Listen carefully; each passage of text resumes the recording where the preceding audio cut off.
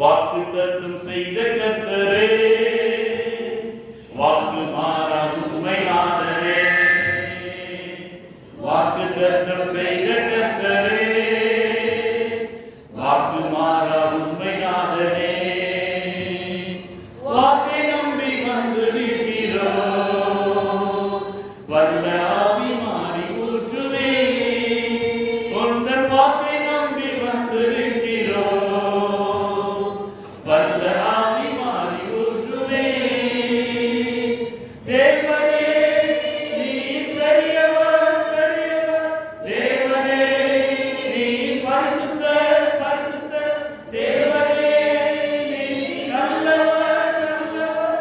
தேவனே நீ நல்லவர். வாக்கை நம்பி வந்து நிற்கிறோம், வல்ல ஆவி மாறி ஊற்றுவே. உந்தன் வாக்கை நம்பி வந்து நிற்கிறோம், வல்ல ஆவி மாறி ஊற்றுவே.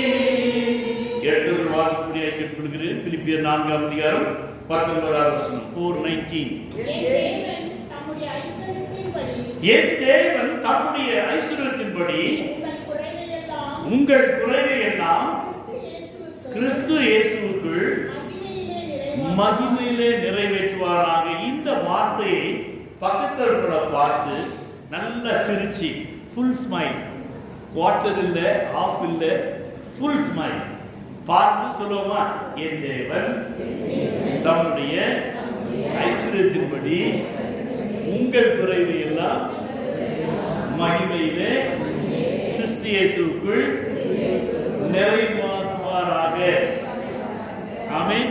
கர்த்தர் நமக்கு எப்படி ஆசீர்வதிக்க போகிறார் என்றால், இந்த 9 மாதங்கள் குறையாக இருந்த காரியங்களை 10ஆவது மாதத்தில் நிறைவாக தரப்போகிறார். ஆமென். ஓ, இவனா இது குறப்பிரசவமாச்சே, ஓ இந்த பொண்ணா இது குறப்பிரசவமாச்சே. ஒரு சில பிள்ளைகளை அவங்க வீட்டில் இருக்க சொந்தக்காரங்க சொல்லுவாங்க, டேய் என்ன கஷ்டம் கொடுத்ததா என்று சொல்லி. இப்படிப்பட்ட குறைவுகளை என் தேவன் இந்த மாதத்திலே நிறைவாக்க போகின்றார். ஆமென். எனவே அந்த குறைவை அவர் நிறைவாக்க வேண்டும் என்றால், இந்த இன்றைக்கு நாம் 1-2 அதிகாரங்களில் நாம் பிலிப்பி நிருபத்தை சிந்திக்க போகிறோம். நற்கிரியில் பிலிப்பு சபை குறைந்தவர்களாக இருந்தார்களாம். இரண்டாவதாக கிறிஸ்துவின் கனிகளால் அவர்கள் நிறைந்தவர்களாக இருந்தார்களாம்.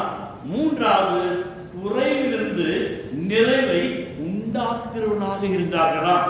அப்ப கர்த்தருடைய பிள்ளைகளை நம்முடைய வாழ்க்கையிலும் கூட இந்த 3 அனுபவங்களை நாம் பெற்றுக்கொள்வோம் என்றால் இந்த மாதம் நமக்கு விசேஷித்த ஆசீர்வாதமாக இருக்கும்.